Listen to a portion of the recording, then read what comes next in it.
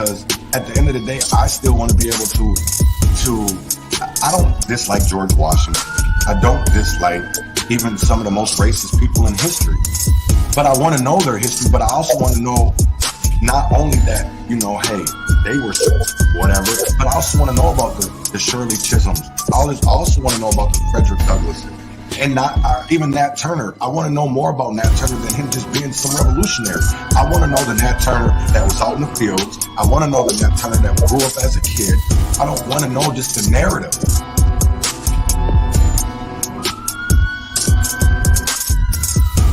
Tuned in to Urban Conservative. Tuned in to Urban Conservative. Tuned in to Urban Conservative. Tuned in to Urban Conservative.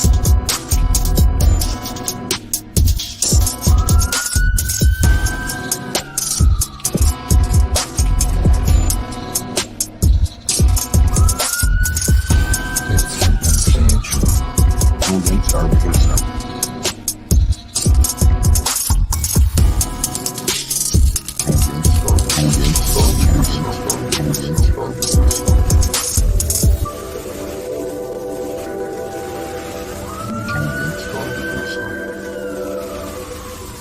Q9, my futon, hold it up and smoke it. Transgression, a progression of a war we ain't asked for. Transgression, a progression of a war we ain't asked for. It's madness, yo. All the things that we could talk about. Call it. But let's talk about these urban circumstances real quick. And basically it's we got this. So, revolution. Winter's frosty hand. Muhammad is the famed name, forever stand. Standing on royal fusing of justice for the few, ridiculed by the pale terrorists bent on genocidal obsession, rooted in fear of neglection and abandonment, fueled by nightmares of ancestors' jealousy.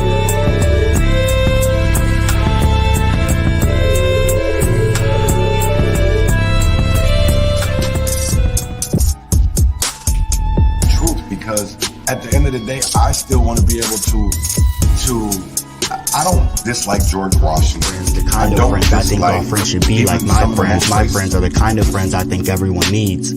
My friends see the things at times I don't see. My friends hate the police.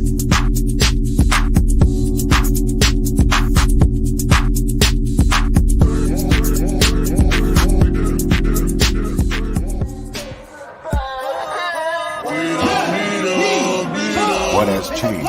Are deemed the criminals, and the blacks are deemed the criminals. Shut up and help. Reflection ain't nothing but the inner child trying to see you. You gonna look?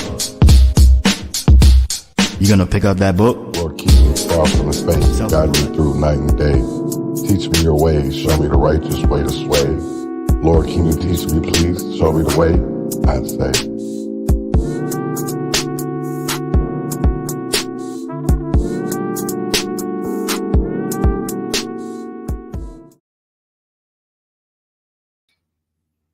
Grand risings and welcome to the Urban Conservative with Chaz Neal. I'm your host. Good morning. I really need to get a green screen. I think I'm going to get one today. But good morning.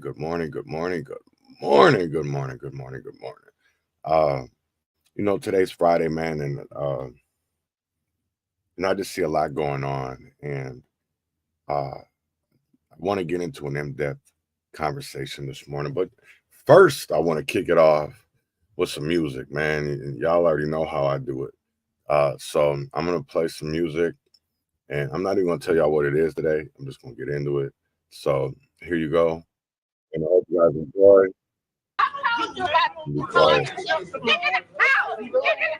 So we gonna take it to the I'm telling you, yeah, fool. I hope you don't got no bills to pay. This is going down. I'm coming out with heat, fool. Hey, Ray Love, I'm finna stick him, boy, young lady. Watch these leaks. You're talking a lot. Look, you can't bag me. I'm gonna take it straight to the pole. All right, whatever. Just drop it.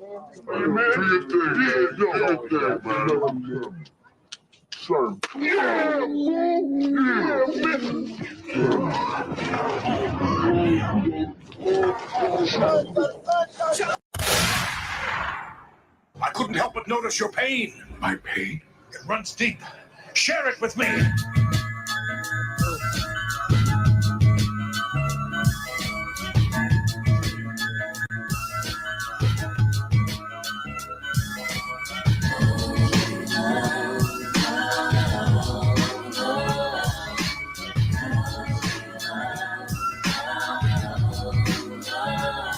They'll never take me alive. I'm getting high with my profile. Cocked on these suckers, time to die. Even as a youngster, causing ruckus on the back of the bus. I was a fool all through high school, kicking up dust, but now I'm labeled as a troublemaker. Who can you blame? Smoking weed help me take away the pain. So I'm hopeless, rolling down the freeway, swerving. Don't worry, I'm about to crash up on the curb, cause my business blurry. Maybe if they tried to understand me, what should I do? I had to feed my fucking family. What else could I do?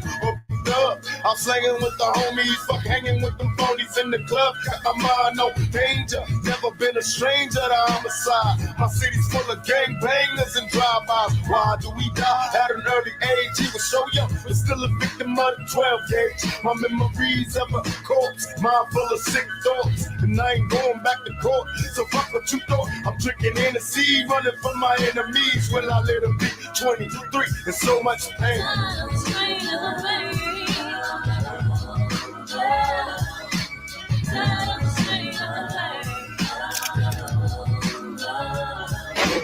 Years and years of that rough life, running crazy wild as a kid, and growing tough with a knife, and living tripe from the regular, walking out competitors, see a figure moving, chase her down like the fucking predator, get in trouble every day in school, act a fool, and you know I had to break every rule, showing off for the bitches cause I had the mad breath, so I had to watch my back when it was time to step, but my grimiest with love for me, go pop, pop, it's in the sucker up above for me, and yo, currency kept passing me by, but I didn't cry. Bro got hit off with a pack and started selling coke. And now the money's looking lovely. Hop the drop top and now the bitches wanna rub me. Kicking the game, it's all the same. I kick it back, yo. Give them slack, yo. And now they label me the Mac, yo. People check it. Get disrespected if you run on the bird, man. You heard, man. Catch a couple shots from the Glock in my head. Damn, at least I'm realistic with my biscuit. You know you get your ass twisted, so run for cover. Me and my man got a plan, kicking major done. So if you're old nigga, look for the gauge to bust. I like the pressure with the street fame. It's a deep game, and my mama always crying, yo, there's so much pain.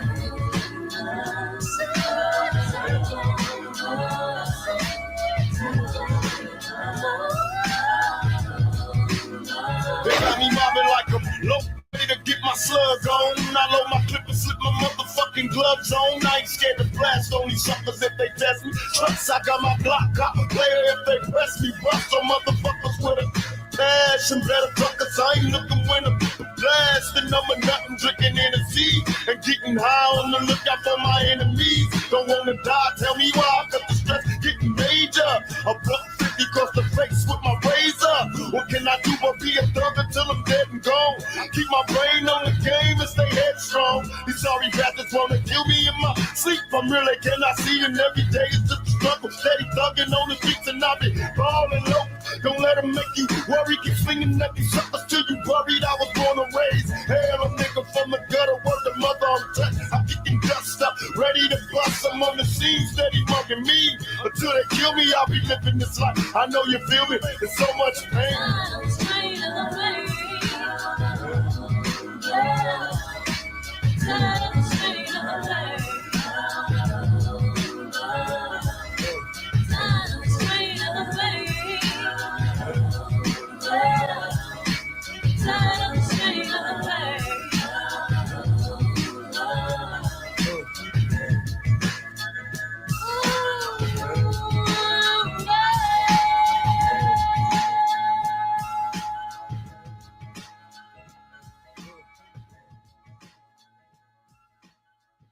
So that was Tupac featuring Stretch Pain.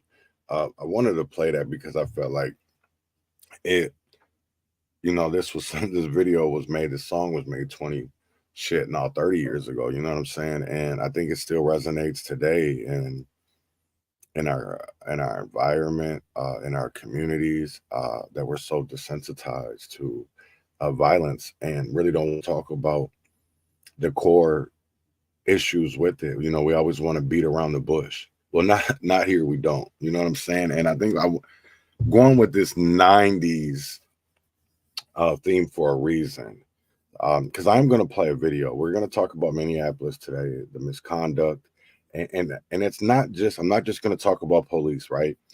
And I want people to know, because you know, I know that, you know, Officer Mitchell was killed, and that's sad, right? Nobody should be murdered, especially when they're doing their job, right? And they're called to a scene to help out in the community. But I'm going to get into a little bit further, because karma's a bitch, right? And see, and the Bible says an eye for an eye. And I want to get into the reasons of, and I want people to think about this, right? Because I know people are going to be like, oh, this nigga called himself a conservative. Yes, a conservative, not a fucking Republican, a conservative, right? And I go according to God's law, not man's law, God's law, right? An eye for an eye. There's things that have gone on in the Minneapolis community between Minneapolis police and residents that a lot of people don't want to talk about. A lot of people don't want to discuss, because they feel like it's in the past and we just need to let it go. No, that's not how history goes, buddy, because history repeats itself.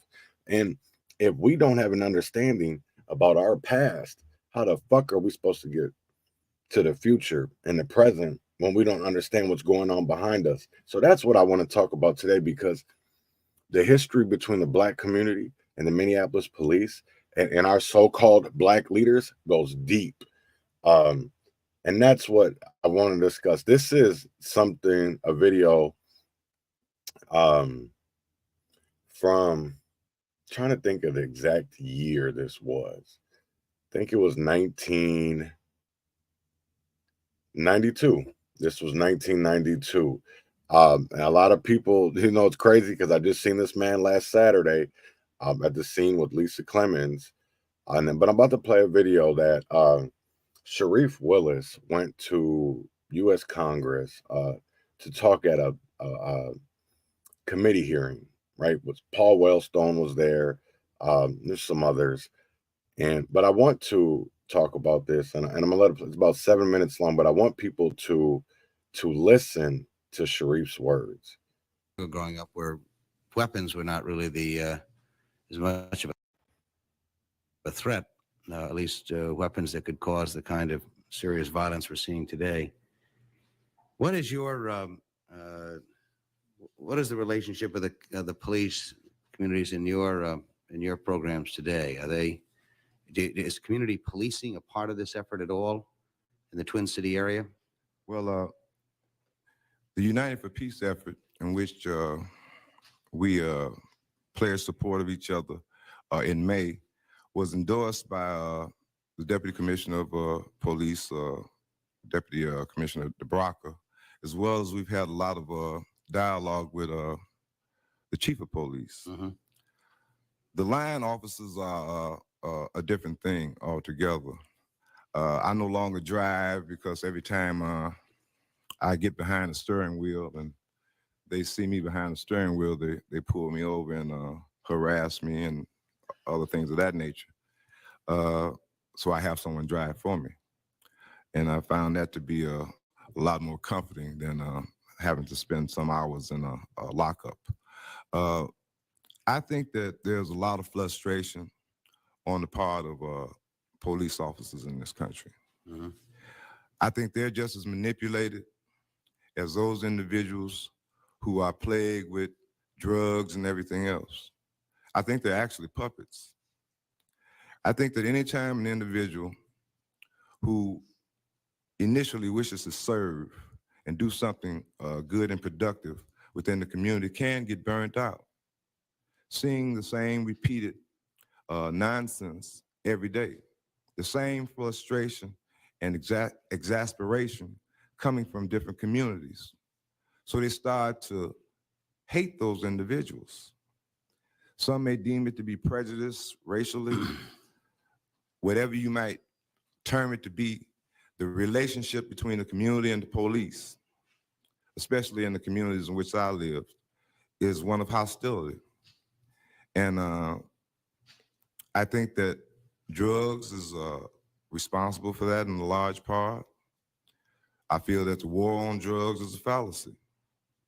I think that the United States government has endorsed drugs to come in by virtue of the fact that we are the most technologically advanced country in the world. I seen a newspaper, I was listening to a radio interview that Senator Durenberger gave once on WCCO, a Minneapolis station. And he was talking about this satellite that picked up a picture of a gas can in the jungles of Vietnam.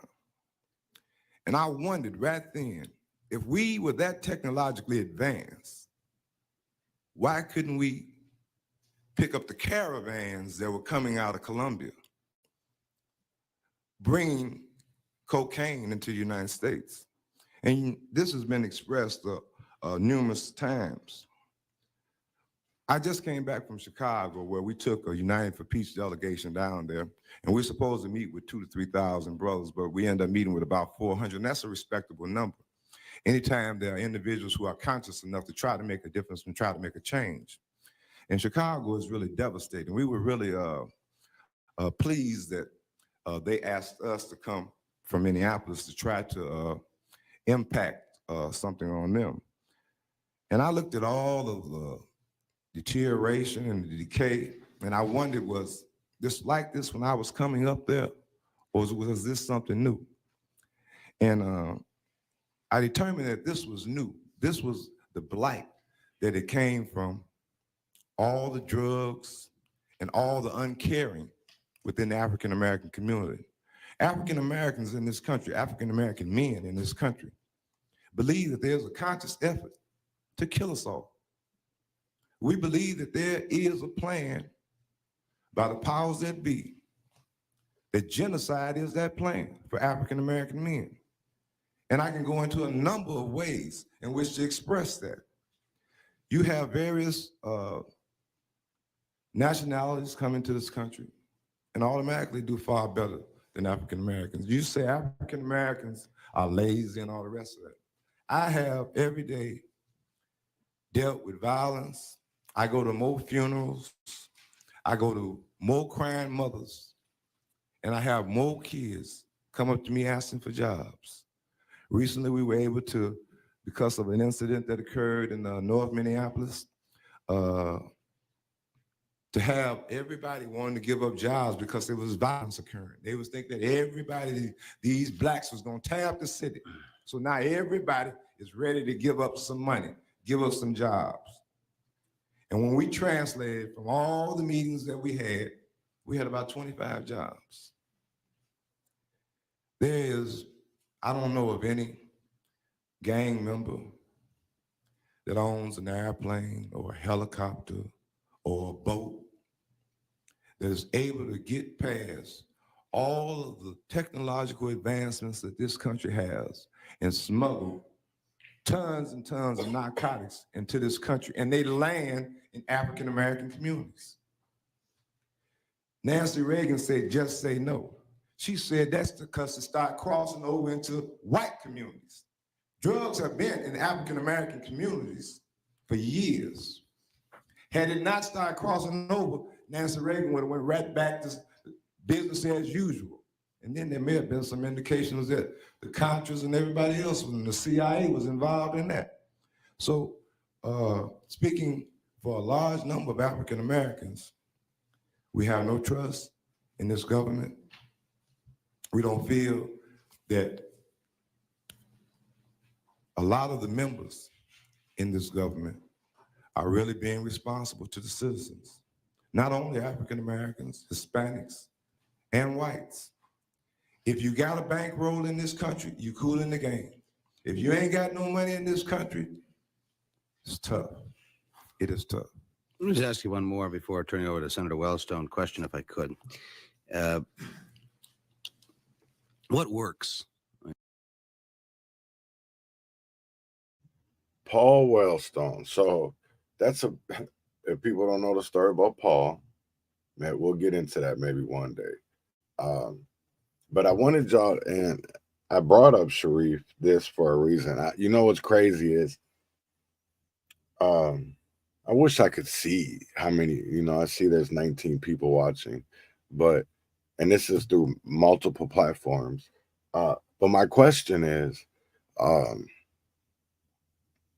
how many people watch C-SPAN? How many people sit there and watch, committee hearings going on, public hearings? Like, do people sit there and watch that? Is that something that's a part of your daily life? I do, and I'll tell you right now is that I didn't. What made me pay attention was different grassroots, ordinary citizens who wanted to educate people and said, if you really want to know what's going on in your community, if you really want to know what's going on, if you want to know who's involved, if you want to know the truth that city councils won't tell you, what police departments won't tell you, right? What governors won't tell you, go watch C-SPAN. Dr. Fauci been on there most of this damn week, and there's a lot of things that are coming out about COVID that I think people should really pay attention to, and yet because certain people put it out there, people be like, oh, you're lying. No, why don't you go educate yourself instead of calling somebody a liar, right? Why don't you go watch it yourself or go look for it yourself? I don't understand that. We're so quick to judge people and say ill things without doing our research. And that baffles me because a lot of this information is out there, but we're too scared to go look for it. Because I got another video, and this one is from David Banner. This is from another committee hearing, a congressional hearing on hip hop, which was in 2007. So this was 15 years later to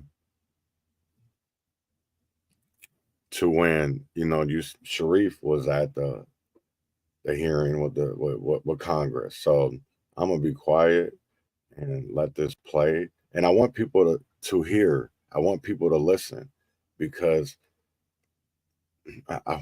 there's some shit that was said, man. There's some shit that was said, even in this one, even with Sharif. There was a lot of shit that was said, I think, that went over people's heads. LBJ cussed like a sailor. Richard Nixon, they got the tapes. He cussing like a man going out of style. They're still the president of the United States. That doesn't, so yeah, to be quite simplistic and reductionistic, yes, obviously you can be a role model. Look at Richard Pryor, who used cursing in a very creative and interesting fashion, and yet who spoke about some of the most powerful social problems that prevail in American culture. Here's what we have to come to grips with. To be positive is not itself a virtue if it's not accompanied by serious, powerful art that forces us to reflect upon our society. All art should not make you feel good.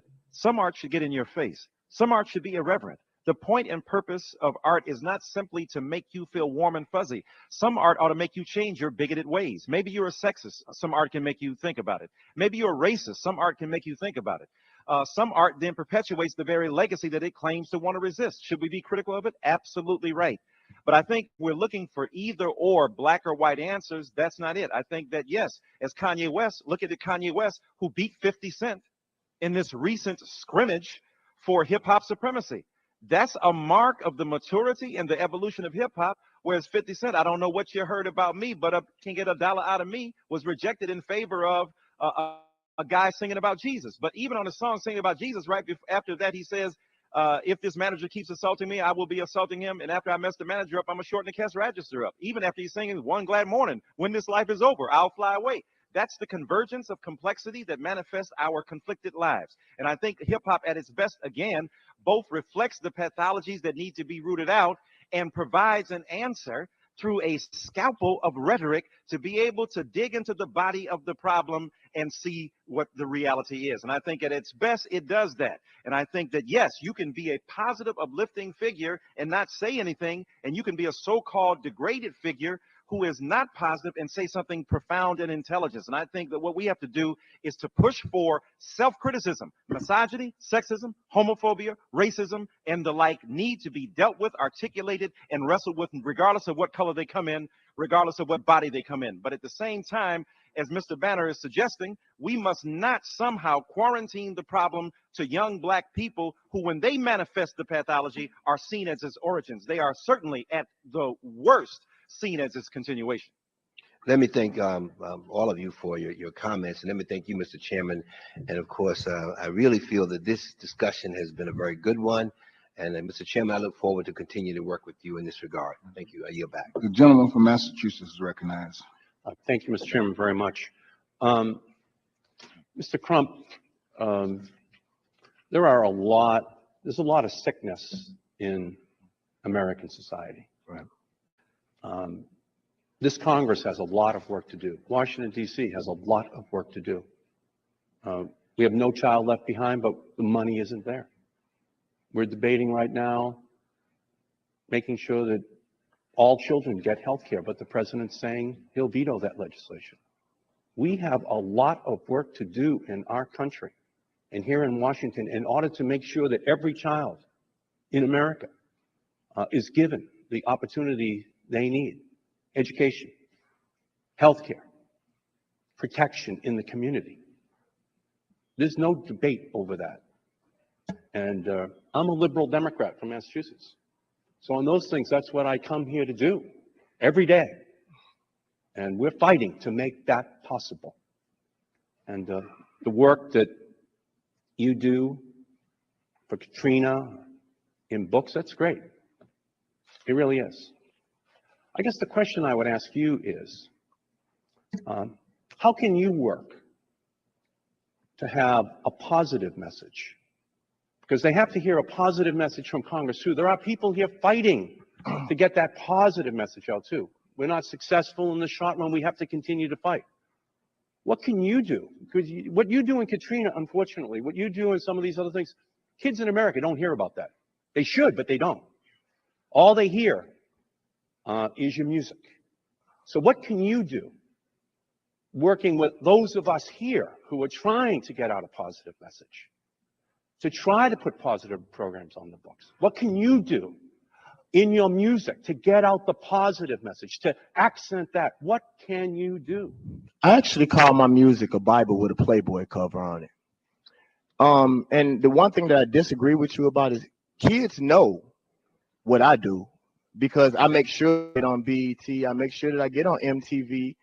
And as a matter of fact, one of the reasons why my last album probably didn't reach the place that it was supposed to reach, even though I had one of the biggest singles in the world, is because I didn't spend time promoting my album. I spent time promoting what was going on in Mississippi and the fact that people in Mississippi were being ignored.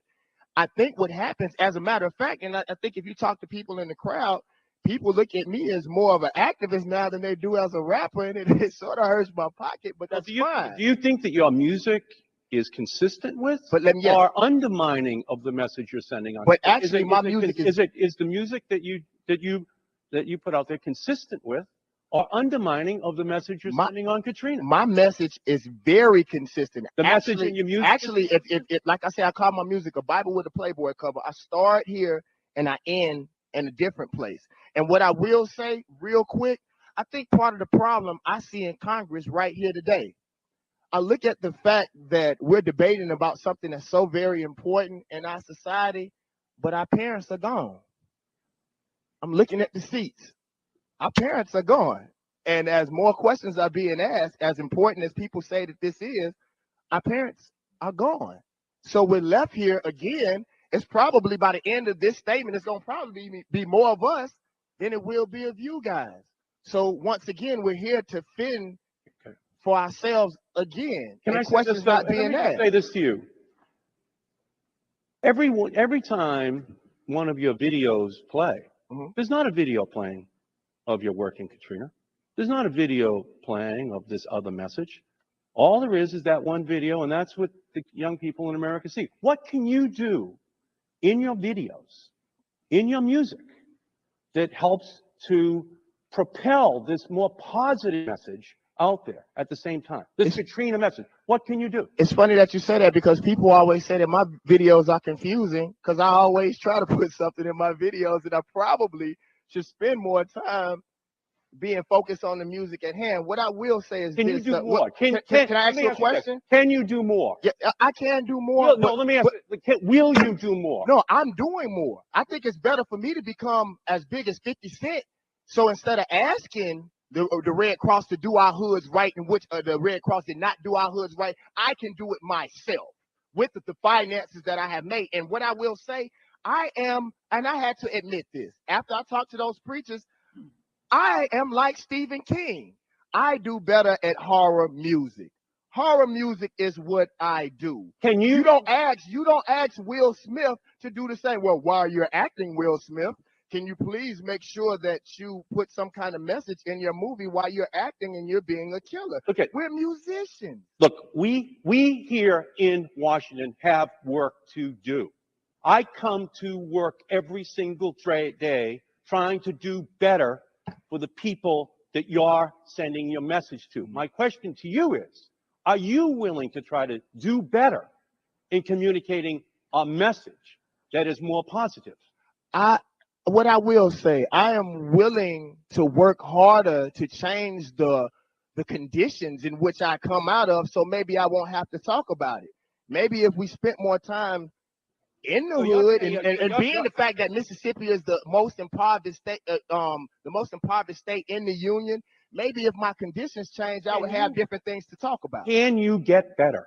I mean, I can get better if the situations get better. So you're not. Can we make the situations better? I'm only speaking about what I see in my neighborhood. Well, change the situation in my neighborhood, and maybe I would have something else to talk about. We are working to. And I'm not being combative. It's just painful. It's just painful to me that we go through situations as African Americans, and it's like we first of all, we were brought here as slaves. We were thrown in situations, and now we're talking about the stuff that we see, and it's like it's a big problem. Everything that there's nothing that you can look at in my music and say that it doesn't exist in my community. Like that's all I'm asking is let's really address the real problem, because the truth is everyone who points a finger from that perspective, we can probably trace something back to each and every family that helps affect the music that I'm talking about. Children don't always see it every day the way you do. And the question that you have, and I think we all have to do, and Washington has a responsibility, is to create a sense that there is hope, that there's a reason. So, to me, I know people say, celebrities, we shouldn't listen to them. But, there's a lot of them that have very good points. There's like D1, that is very vocal about the way that our music is. And I do agree, you know what I'm saying? But we've gone so, and I want people, this was 2007. So this was 17. All right, would be 17 years ago. Yeah, 17 years ago. And look how we've came. I sit there and I think about Sharif's words. I literally, with just being on 36th and Penn, on Saturday, in which I go to that area all the time, you know what I'm saying? But I really wasn't over there like that, like I was on Saturday. And I was able to walk around and just take in everything. And I sat there and I went back in my head and I thought about 2021 when we were out there. And it was different. It was different.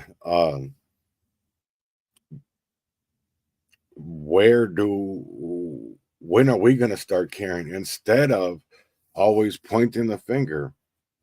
Because there's enough blame to go around for everybody. There's enough blame to go around. But when are we going to start holding each other accountable? See, that's the key word. Nobody wants to hold anybody accountable. And it makes me wonder, like, why? But then, I sit there and I think about it. If they eradicated violence, right? If they got rid of the killings over drugs and the senseless, stupidity, right?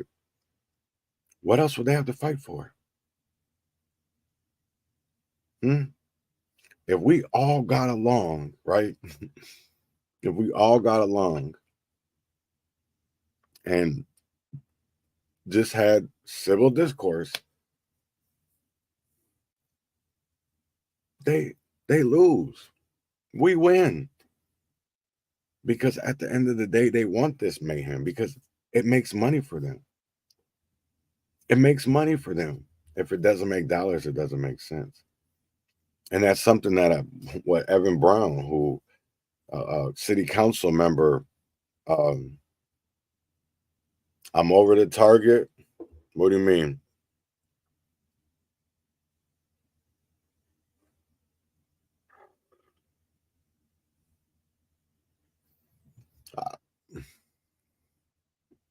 I just feel like everything that they do is to literally, like Sharif said, genocide. We literally have a weapon of mass destruction out on our streets right now with fentanyl, right? They make all these gun laws, but okay, but here's my thing of it is, right?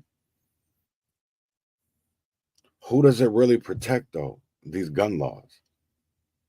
Because it's not protecting anybody on the streets when all you're doing is making it harder for legal gun owners. Now, I don't let that go over your head.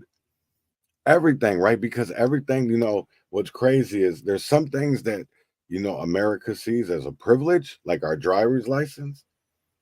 And then some things are a right.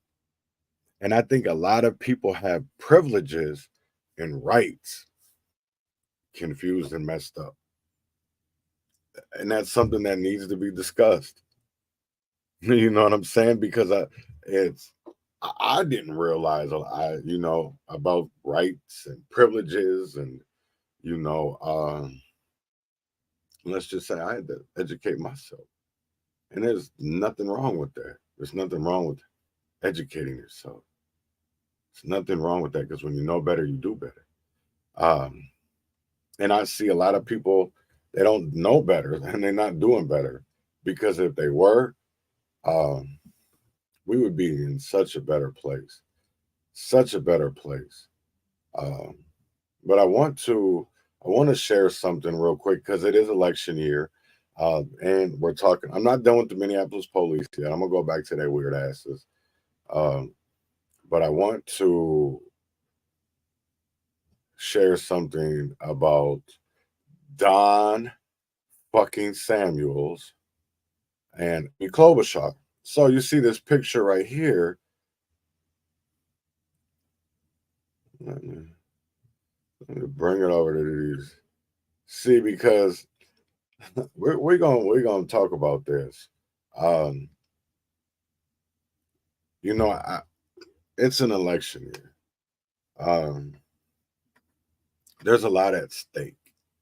I'm not telling people to go vote for Royce. I'm not telling people to go vote for Omar. I'm not saying none of that, right? What I'm telling you is to not vote for either of these motherfuckers. Go find you an independent candidate, right?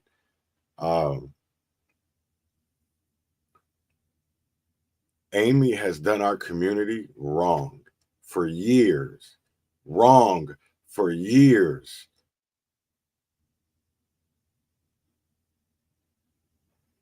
Don Samuels has done our community wrong for years, regardless if he's a city council member, regardless if he's the director, CEO of a nonprofit. He's done our community harm. Why do we keep on electing these people? I really want to know because I got one more picture to show you. Him. A young Keith fucking Ellison, our attorney general. our attorney general. And I want people to know what this is, right? This is about what you're seeing right there was a march. A march. 1,000-man march, actually. Do you know for what, anybody? Anybody want to guess? Why Minneapolis would have a million black man march? You would think that it was for,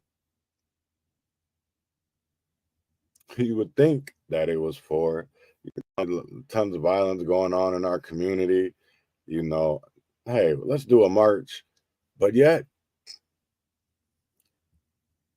what do they do it about mainly?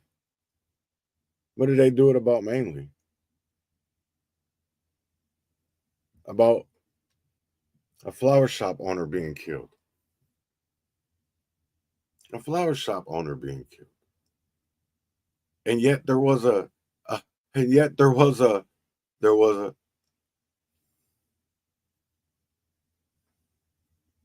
reward paid for any information leading to an arrest. Who got that reward? Because y'all locked up an innocent man. Who did that reward go to? Y'all locked up an innocent man. An innocent man. And not even a man now, a child then, a scared teenager, a scared kid. And yet we allow these people into office. We allow these people in our fucking communities. Because I got something else. I got something else for y'all today too. Because the gloves come off, man. They've actually been off. But I've just been waiting. Because these motherfuckers just keep on being disrespectful. And it's crazy because it's like at the end of the day, I feel like people really don't have no regards for feelings. I feel like politicians have no fucking regards for a lot of shit. And it's crazy to me. And it's like, why?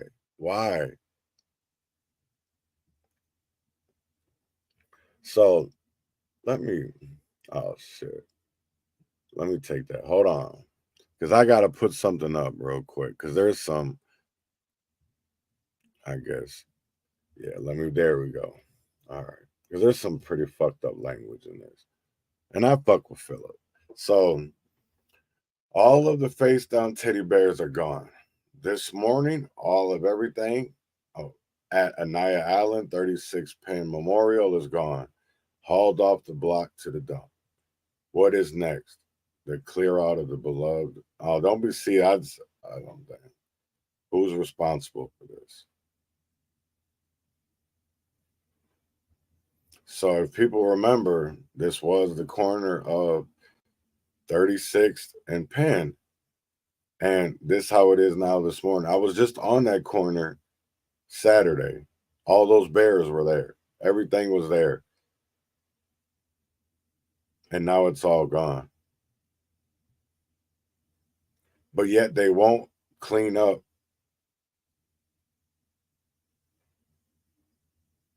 It's crazy because we did a lot of that when we was out there. And that's what's crazy is they want to get rid of. That's why I say they trying to get rid of shit and people don't understand. You know what I'm saying? That can be, the bears were kind of wet. Well, they weren't kind of, they were wet, and run down. But for me, there was a daily reminder how fucked up our community is because at the end of the day, there's baby killers walking around. And I think we need to understand that there's people in communities that walk with us, that talk with us, that chill with us, that literally are killers, are baby killers. And yet nobody says nothing. What kind of society is that? What kind of world is that? But I think it's where as long as it doesn't affect us, we're okay. We're okay with it. And I see that goes on a lot. That goes on a lot in America. That goes on a lot, especially in Rochester. And it's sad to see is that we don't like to hold people accountable because at the end of the day, it harms us. It harms us in more ways than one. That's what I don't understand. How can you call yourself a community leader, but yet allow community disruption and things done that are wrong? I will never understand that. I will never understand that. If people can't say that you've changed when you still out here doing the same old bullshit, I get so tired of that because I get tired of people judging me, right? I get tired of people judging me, but yet you look in their closet because everybody got skeletons in their closet, right? And it's like, how you bringing up something from high school, from I did in high school, but yet y'all are out here currently doing this shit, currently doing things that are against the law, that are you're lying to the community, you're scamming, which is still against the law. So tell me, and I will never understand that. And people will be like, oh yeah, no, how is that right? That y'all can literally team up with people that have done way worse things than I've done, ever could imagine of doing. And y'all stand with them and say that y'all are right and that the few people are wrong. That's wild to me. That's how I know that we live in a society that is more about following the masses and what feels good than what about right and wrong. We are a fucked up society. A fucked up society, because how can people still stand with police and you know that they are a large part of the problem that goes on in our communities, right? And I'm not saying that our community isn't the problem itself, because it is, but so are the police. Nobody wants to be held accountable. The system doesn't want to be held accountable. Elected officials don't want to be held accountable, because we'd rather give promotions or raises than yet to sit there and be like, you know what, hey, it's time to start doing right. Let's start calling each other out. Let's start holding each other accountable to bad behavior, because then you wouldn't have to hear stories in the newspaper, right? Because I could bring up a bunch that have been going on. People act like this shit is new in Minneapolis. It's not. There's years and years and years of history. Years and years and years of history. This ain't something fucking new in Minneapolis. They done paid out. I bet you if you put in the last 30 years of how much Minneapolis has paid for misconduct from the police department, I guarantee it's in the hundreds of millions. I guarantee it. Because George Floyd was just 27. The lady who Chauvin abused or violated, she said she ain't. I guarantee she getting more than 5, because I think it was like 9. I think she wanted 9.5 million or some shit like that. 9.7. She gonna get a hefty bunch. Because I'm gonna tell you right now, there's got to be a point we're still paying for misdeeds, and then we were giving people raises who sat there and watched this shit go on, who were silent. So we're giving raises to people who are silent and complicit. You know what's crazy to me is we want to bring the RICO charges on YSL and gang members. What about the police department and elected officials? Let's start doing that. Let's start putting RICOs on them. Because I don't understand this. It's like all of these people literally like to judge, but yet y'all ain't doing, y'all are worse. Y'all are worse. I've learned my lesson. I've paid my debt to society. Y'all are currently out here doing crimes to the community. Doing crimes. VTOL. That's what's sad. Bobby Joe Champion.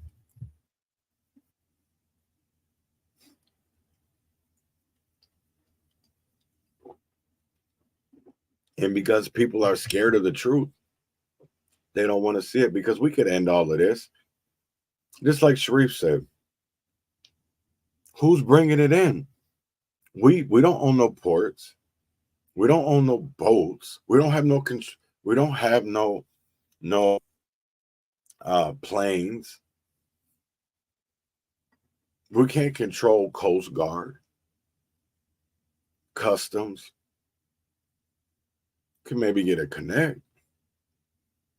Come on. And people think that Rick Ross shit was fake. People really would need to watch Snowfall. If read the books. Listen to this man's story. Because there is enough evidence to show that our police departments are corrupt, that our elected officials are corrupt. Right. Oh, they will look the other way. You got a prime example, the Miami of the North. Who remembers the Miami of the North? Who remembers the Miami of the North? In Princeton, where this man was bringing all these drugs in, built him an airport and everything, so he could bring his drugs into Minnesota. And you had so many elected officials that were connected to this man.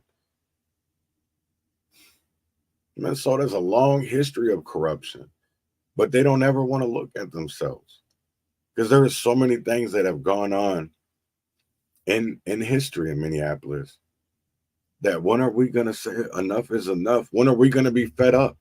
Because I'll tell you right now that if I was a Minneapolis resident, right, which I'm not, there's a lot of people that are screwing y'all over. A lot of people. A lot of people. A lot of people.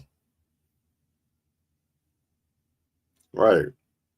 That's what's crazy, because that's one thing that pissed me off about when all of the facts came out, because Ellison, this is my thing of it is, right?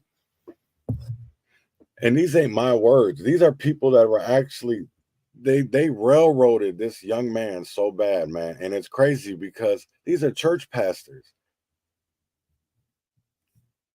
Randolph Stanton. I'll share this tab instead. Yeah, that'd probably be a good idea. Now I gotta show it. Yeah, this big old press conference. And this is what's crazy, because he was a state rep at this time, Ellison was. And I think he was where Bobby's the state rep, the same whatever district that is. But yeah.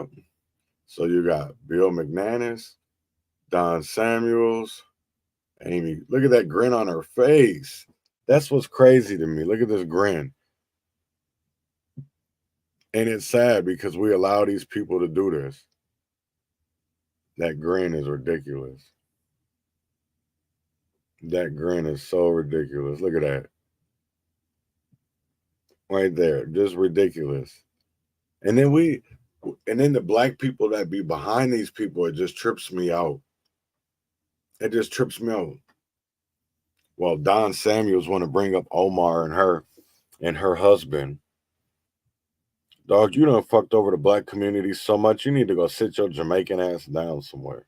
Because that shit is ridiculous. Just focus on feeding your family, buddy. And let us take care of our community. Go back to Jamaica, actually. Go back to your homeland. You an immigrant anyways, nigga. Go back. They're going to be like, oh, this motherfucker. No, I'm not. Go back. Y'all fucking up our country anyways with y'all weird ass policies, with your weird ass.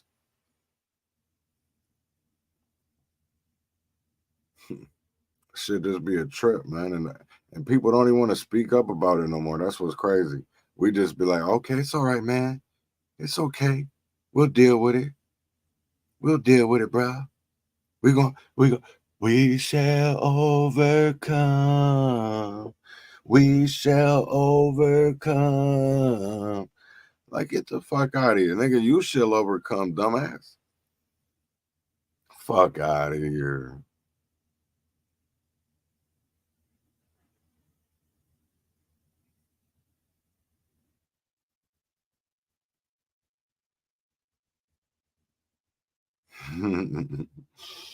Man, people just don't even understand. We are just still singing Kumbaya motherfucking y'all. And that's what's wrong. That's why we don't get nowhere, because the Bible, we keep on asking for man's law to do something right when God's law is always right. All we got to do is follow God's law, God's word. God, what does the Bible say? An eye for an eye. What does the Ten Commandments say? That's what people don't even. Let's get rid of all this man law, right? And let's go back to the word of a man that was about peace, prosperity, and unity. Because man laws has divided us. It's made us hate each other. And for what? When we all human beings. They don't really care about us. And y'all just won't get it. Y'all just will not get it. Because we just think that it's a game. We just think that, oh, it'll be okay. It's gonna be all right. No, it's not gonna be all right. It's not gonna be all right. Where's my receipts? Let's see. No, that ain't what I want.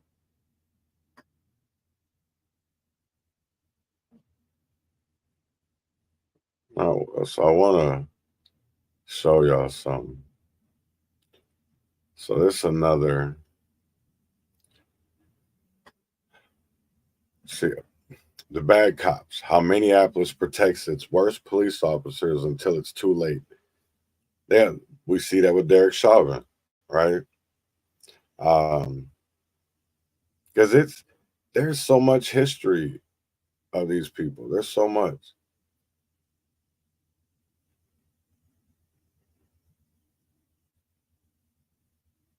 $195 police disciplinary files obtained by the reformer.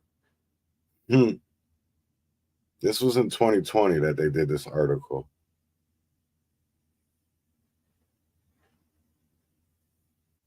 But I want people just because there's a long history. There's a long, and they just allow it. Look at Arredondo. Look at Reggie. These people don't care about the truth. They never have. They've never cared about the truth. It's never been about the truth. It's never been about the truth. I don't think these people wouldn't know the truth if it slapped them.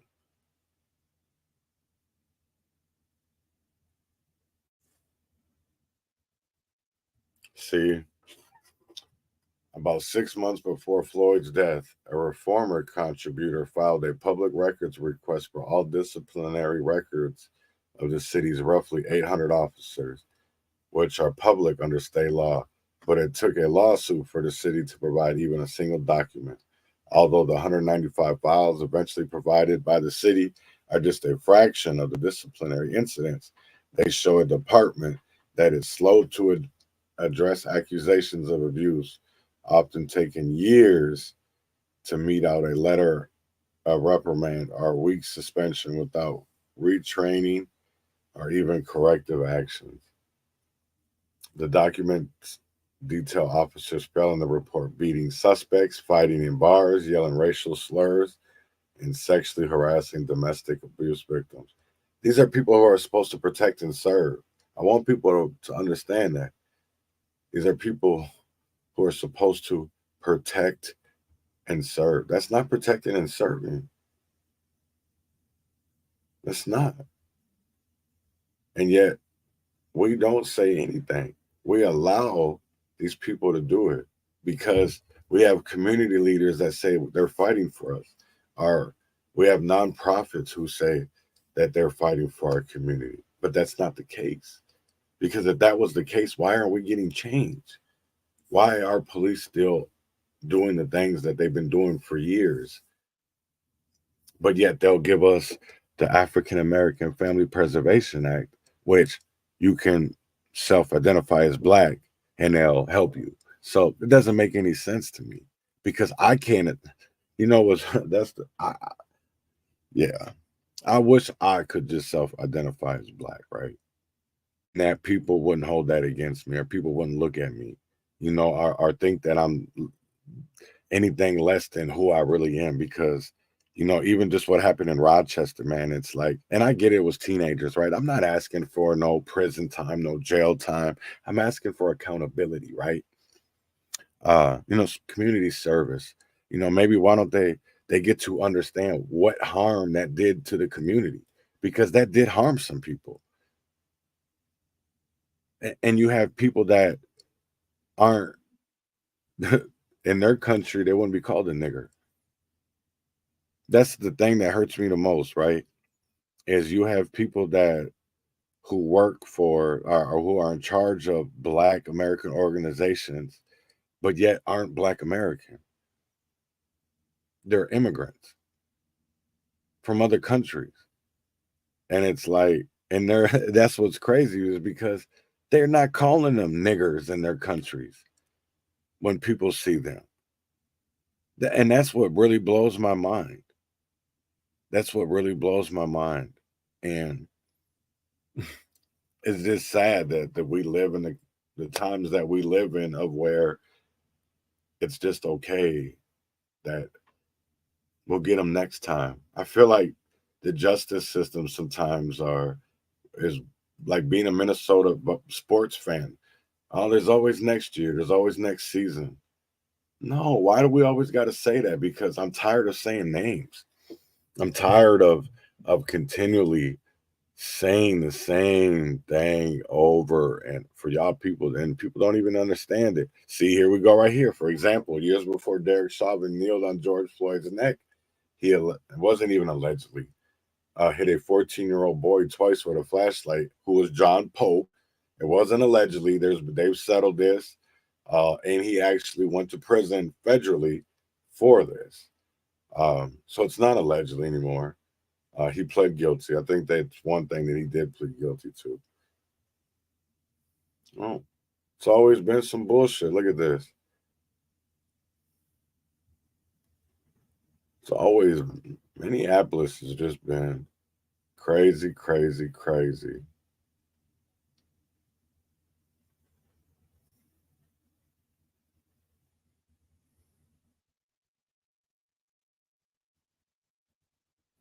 Wow. Violent crime was spiking in Minneapolis through the mid 90s, as it was in many other American cities. Grim marketing branded the city as particularly deadly hellhole. In 1995, a gun store owner in South Minneapolis printed T-shirts reading "Minneapolis, City of Wakes" during a legal fight over zoning with the city. The T-shirt soon caught the attention of a National Times writer, giving Minneapolis national. I never knew it came from that. Damn, interesting. I knew it came from the Times, but I didn't know where the Times got it from. Interesting. National notoriety for gun violence. Nowhere was this moniker so potent as in the Twin Cities and the surrounding suburbs. 2 months after the Times story ran, then Governor Arnie Carlson sent state troopers on helicopters into Minneapolis without warning local officials. Man, people don't even, those crazies, people don't even remember this shit. I remember like it was yesterday. No, I shouldn't really say that. I shouldn't really say that, right? So through the 90s and 2000s, the Minneapolis Police Department trained its officers to be warrior cops, formally with courses like weapons of mass destruction and informally on the streets. Discipline documents reveal that when Chauvin was still a recruit in 2002, he helped arrest 3 black men suspected of burglary. One of the men started swearing at Chauvin, so the senior officer, Bill Plummer, hit the brakes, causing one suspect to slam his head into the back of the partition. The man was treated at the hospital and then released after they learned he wasn't involved in the burglary. Palmer was sent to an anger management evaluation and told He would be suspended for 20 hours if he had more violations. This was Chauvin's on-the-job training. 1998, Human Rights Watch published a report on police brutality in Minneapolis and about a dozen other cities several months before Leonard joined the force. It reads like it could have been published yesterday. Officers who repeatedly commit human rights violations tend to be a small minority who taint entire police departments but are protected routinely by the silence of their fellow officers and by flawed systems of reporting.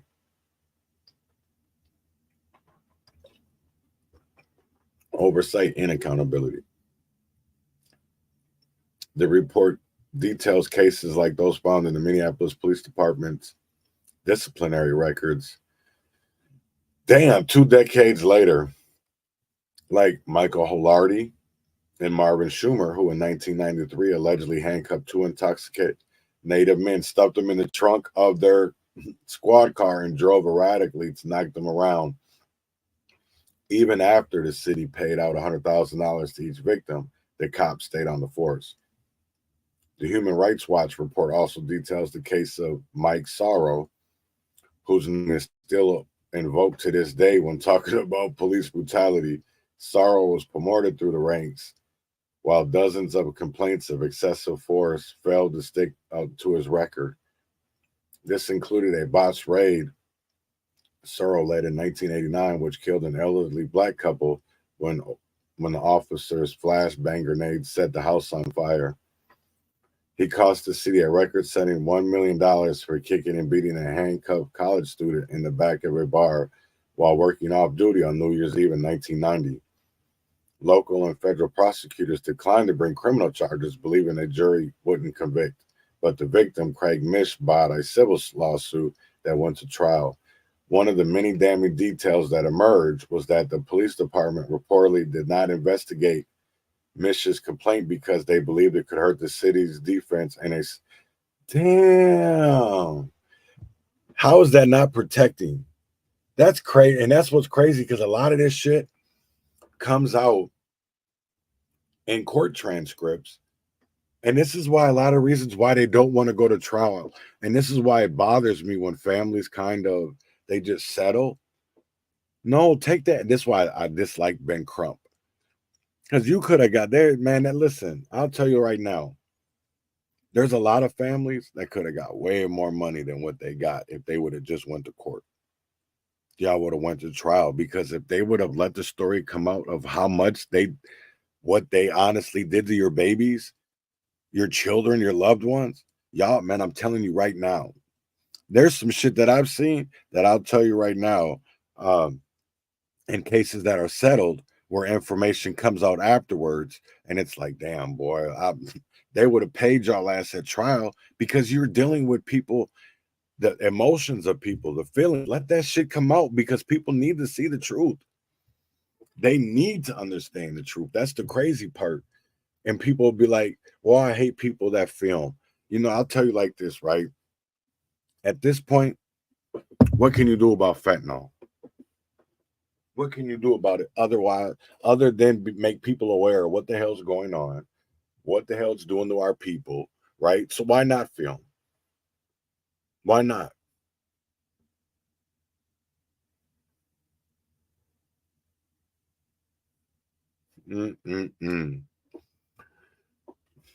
This is the police department at once celebrated and attacked for its aggressive tactics that attracted cops like Lerner and Chauvin. As they rose through the ranks, they were rewarded for using those same aggressive tactics. The city of Minneapolis faces the same conundrum now. Officers like Lerner and Chauvin, stewed in this culture, went on to perpetuate it. Serving as a leader in the union, and Chauvin as a seasoned training officer. So they literally have learned how to do so wrong, because if they're not being held accountable, if they're not being told that it's wrong, how is it not other officers aren't doing that? And look at Officer of the Month. Damn, it's crazy. We reward them for bad shit.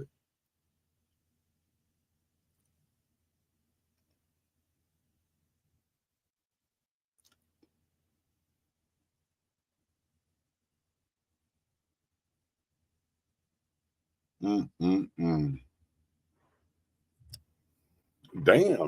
And another incident in 2014, Officer John Hagelin, yo, get off the fucking ground, or get on the fucking ground. I'm gonna fucking kill. Damn, I'm gonna fucking kill you multiple times to a man seen running after hearing gunshots. Damn, that's crazy. Okay, that's how you talk to people. You don't even know if he's guilty in that. Damn, the victim was let go and not charged with a crime. That's crazy.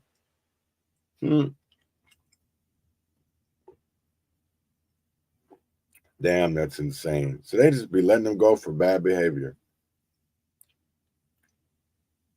Bob Kroll. You know, Bob got a lot of shit. Bob got a lot. Bob done did a lot of shit.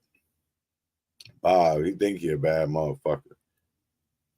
He reminds me of Mickey, or not Mickey. I don't know why I was thinking about Mickey. But he was Kelly. Sheriff Kelly out of Goodhue. That's who Kroll reminds me of. Forget his first name, but it's Kelly. Crazy. And yeah, this is what we pay for. This is what we give bonuses. This is what this big ass pay raise that they asked for. This is what we pay them. This is what we get. More trauma, more victims, more payouts, more settlements. Are we not? Because we're still dealing with Chauvin's bullshit. And now you're having, the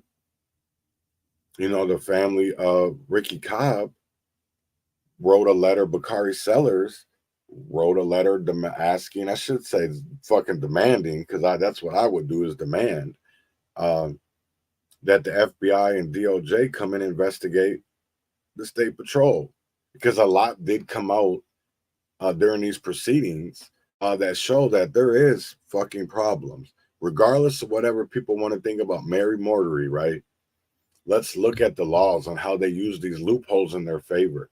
We need to look at that. Their training was fucked up, right? Regardless of whatever people want to think. And that, no, it ain't even, no, you know what? It ain't even regardless of whatever people think, because you've had numerous experts come out and say that the training was fucked up. But yet they're parading Lundgren like he's a hero when a man died. And this is the crazy thing for me is we have a war going on. A war. And I hope Lundgren really moved.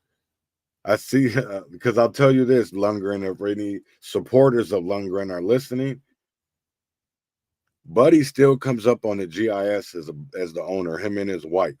So I think they would really should move for the protection of themselves. And I've seen about 5 people jump off. So if y'all are Republicans, I don't mean that as a threat. I'm just being 100% honest. Is if Lundgren still lives at that address, he should probably move. So, man, what a day though. Y'all already know what tomorrow is. Operation Hug the Block. We will be at East Lake Street. We'll be on Lake. I guess it ain't even. Yeah, it is East Lake Street. We'll be on Lake Street, and trying to think. Let me see.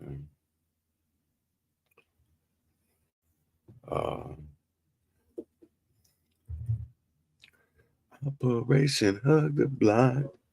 We're gonna hug the block. We're gonna hug the block. Hug the block.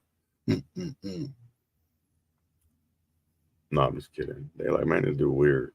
Yeah, I try to be. So what you're seeing on the screen is Operation Hug the Block. This week we are bringing Operation Hug the Block to South Minneapolis, and we invite you to join us in making a difference. We refuse to let the violence deter us from showing love and support to communities that need it most. On Saturday, June 8th, we will gather at the intersection of 12th Avenue and Lake Street to demonstrate our commitment to peace and unity and community solidarity. Saturday, 9 a.m. to 9 p.m. Let's come together to show these neighborhoods that they are not forgotten and that they are deeply loved. Your presence can make a significant impact. Spread the word, bring your friends and family, and let's hug the block with love and support. Y'all see it right here. Yeah. We ain't got no more t-shirts left, but we definitely probably get some made. You want to come in, join the team, man. We need all the help we can get. Operation Hug the Block. Marcus, Tracy. That's your boy, the Urban Conservative, Denny. And of course, my boo-boo, wifey. So y'all see what it is. Y'all knew we had the founder of Operation Hug the Block come out, and it was a blessing for him to come out, be able to shit. It was just a blessing, period, man. I'm gonna be 100. I do want to say this while I've got Facebook up. Let me see if I can get to it real quick.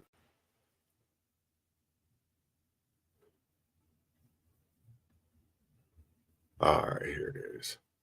So, you know, this the man that started Operation Hug the Block, man. I just want to give a big shout out to Brother Jamal, man. You know, a blessing.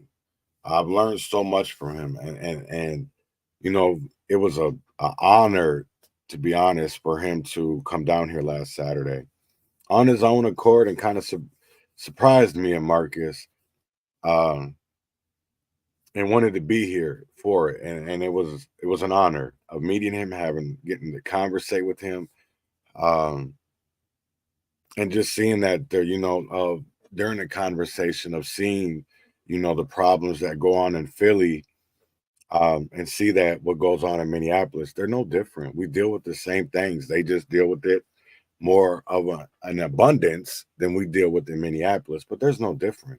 You know, you have the same system.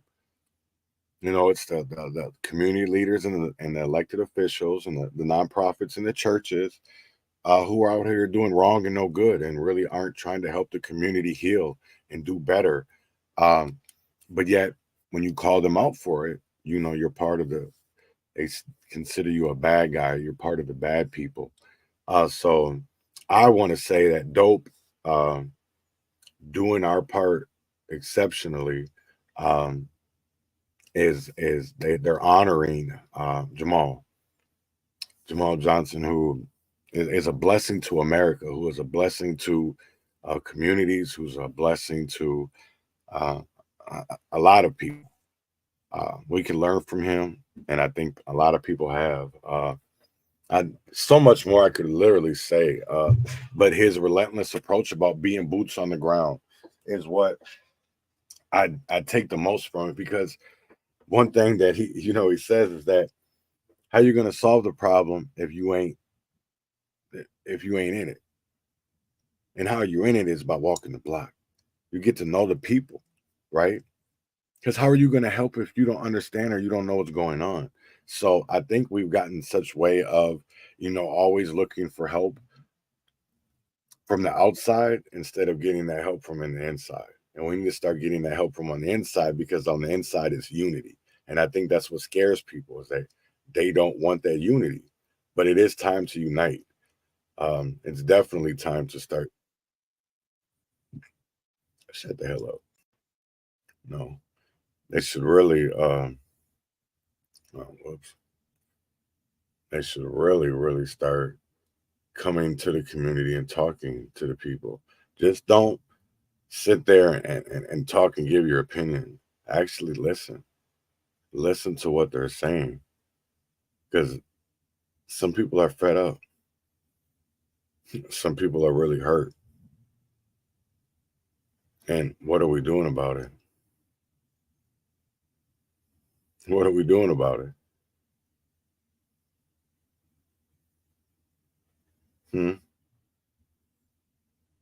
That's what I want to ask people. What are we doing? That's what are we doing about it? What are we doing about it? What are we doing about it? So y'all already know what it is. Tomorrow's Operation Hug the Block. Like I said, meet us there. Actually, don't meet us there, beat us there, like Jamal did last week. That being said, man, win or fail, freedom or jail, heaven or hell, wish me well. And I hope everybody has a great weekend. You deserve it. We all deserve it. Let's be safe. Let's be prosperous. Let's love on each other. And let's hug another. Let's hug one another. Don't be scared to hug. It's okay, right? A hug a day keeps the thugs away. So with that being said, man, I hope everybody has a great, great weekend. And air hug. And y'all have a great one. And I love y'all. And I'll see y'all Monday. And have a great weekend. Catch me live this weekend on the block. Tank filmed it.